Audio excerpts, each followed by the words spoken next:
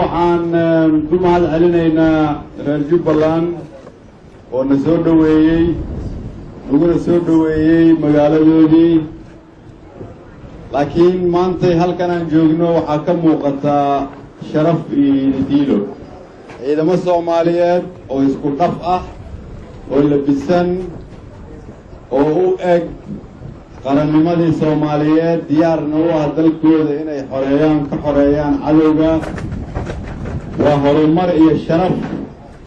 ay ummadda Soomaaliyeed ku tilaabsatay waana idinkugu hambalyeynaya waxaan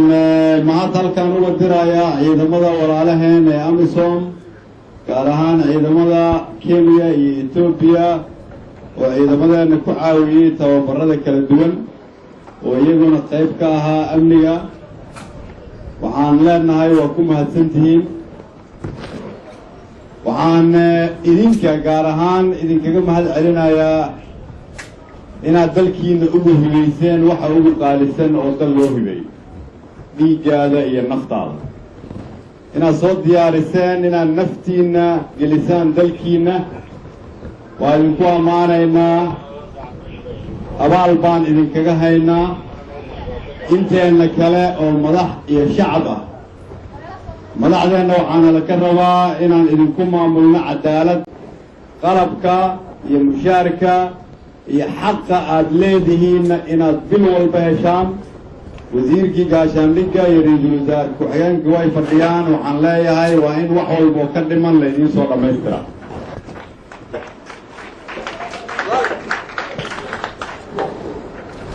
shacabka Soomaaliyeed waxaan leeyahay haddii ay iyagu naftooda bixiyeen maxaad bixinaysaa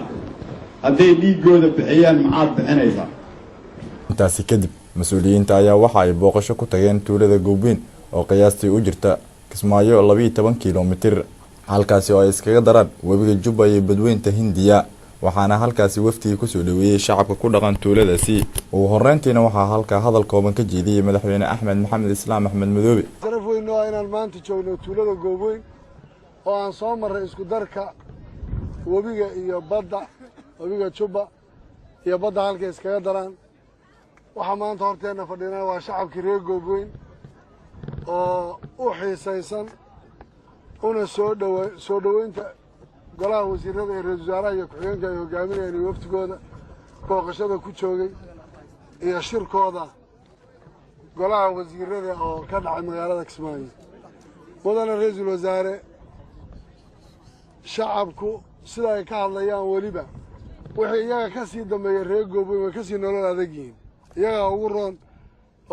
dhanka kale ra'iisul wasaare Khayre oo dhankiisa la hadlay shacabka ku dhaqan tuuladaasi ayaa sheegay markii ugu horeysa shacabka reer Goobweyn waa idin salaamay waana ku mahadsantihiin qalbi furnaanta aad nagu soo dhaweyseen